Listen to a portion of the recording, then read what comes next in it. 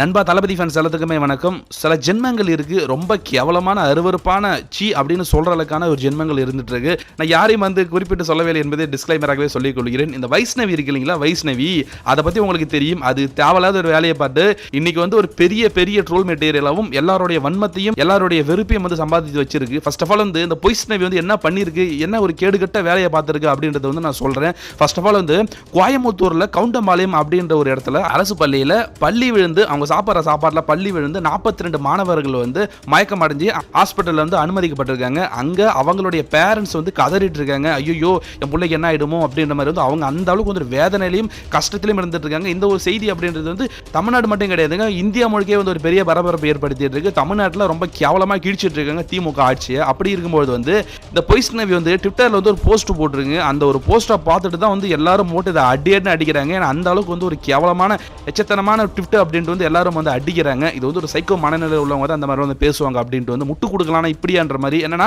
இந்த வைஷ்ணவி நேரில் போய் பார்த்திருக்கான். அந்த கவுண்டம்பாளையம் நடுநிலை ஸ்கூல்ல பாதிக்கப்பட்ட அந்த ஒரு மாணவர்கள் இந்த வைஷ்ணவி நேரில் போய் பார்த்திருக்கான். இதுல அங்க இருக்க குழந்தைகள் என்ன சொல்லியிருக்காங்களா, அக்கா இங்க ஊசி மட்டும் தான் பயமா இருக்கு, மற்றபடி ஜாலியா இருக்கும் அப்படின்னு சொல்லியிருக்காங்களா. இது எப்படிப்பட்ட ஒரு மனநிலை அப்படின்னு பாருங்க. அங்க இருக்க குழந்தைங்களோட அப்பா அம்மா கதறிட்டு இருக்காங்க, ஐயோ அம்மா ஐயோ அம்மான்ட்டு என்ன ஆகுமோ அப்படின்ட்டு அங்க இருக்க குழந்தைகள் பள்ளி வந்த உணவு சாப்பிட்டு ஜாலியா இருக்காங்களாம். அவங்க ஜாலியா ஹாப்பியா இருக்கும் அப்படின்னு சொன்னாங்க அப்படின்ட்டு இந்த ஒரு வைஷ்ணவி தன்னுடைய ட்விட்டர் பக்கத்தில் போட்டிருக்கு.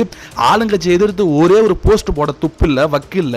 என்னங்க இது ஆட்சி இந்த லட்சணத்தில் இருந்துட்டு இருக்கு, சட்டம் ஒழுங்கு இவ்வளவு கேவலமா இருந்துட்டு இருக்கு அவங்களை எதிர்த்து ஒரு வார்த்தை கேட்கல. ஆனா குழந்தைங்க ஜாலியா இருக்காங்களாம். உண்மையாலுமே உங்க வீட்டில் இந்த மாதிரி யாராவது நடந்துச்சுன்னா இந்த மாதிரி ஹாஸ்பிட்டல் ஜாலியா இருப்பீங்க அப்படின்னு பேசிட்டு இருப்பீங்களா அப்படின்னு சோஷியல் மீடியாவில் இந்த வைஷ்ணவியை போட்டு அடின்னு அடிச்சிட்டு இருக்காங்க. என்ன ஒரு சைக்கோத்தனமான மனநிலையா நீங்க இருந்துட்டு இருக்கீங்க அப்படின்ட்டு இதை பத்தி நீங்க என்ன நினைக்கிறீங்கன்றத கமெண்ட்ஸ்ல சொல்லுங்க. சப்ஸ்கிரைப் பண்ணாதவங்க சப்ஸ்கிரைப் பண்ணுங்க நண்பா. தேங்க்யூ.